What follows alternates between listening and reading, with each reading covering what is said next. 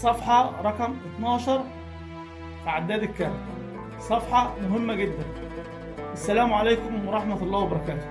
دلوقتي هعرفك على صفحة رقم 12. الصفحة ديت مهمة جدا ولازم تتعرف عليها. الصفحة ديت بتعرفك سعر الشريحة. هتخش عليها هيعرفك سعر 7 شرايح. طبعا الشرايح ديت والاسعار ديت انت عايز تعرفها، بدل ما تروح لحد هتخش على صفحة رقم 12 وتعرف سعر الشريحة اللي انت واقف عليها. هنضغط ضغطة طويلة على الزرار اللي قدامك دوت، هيدخلك على 7 شرايح. كل شريحة لها السعر بتاعها.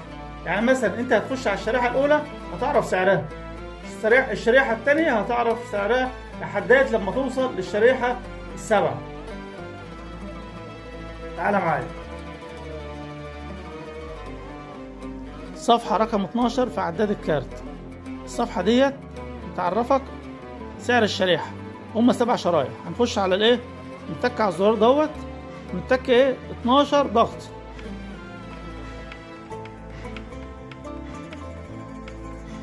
سبعة 8 9 10 11 12. هي الصفحة ديت هتضغط ضغطة طويلة تعرف الايه؟ سعر الشرايح كلها. 7 شرايح. ضغطة طويلة كده هتجيب لك 7 شرايح. الشريحة الأولى مكتوبة قدامنا اهي ب 58 قرش. الشريحة التانية 68 قرش. الشريحة التالتة ب 83 قرش. الشريحة الرابعة 125 قرش. الشريحة الخامسة 140 قرش.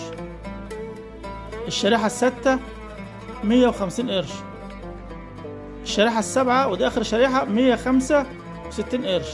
لو أنت عايز تعرف سعر الشريحة بتاعتك هتخش على صفحة رقم 12 وهتتك ضغطة طويلة هتجيب لك 7 شرايح وتعرف أسعار الشريحة بتاعتك. شكرا والسلام عليكم ورحمة الله وبركاته.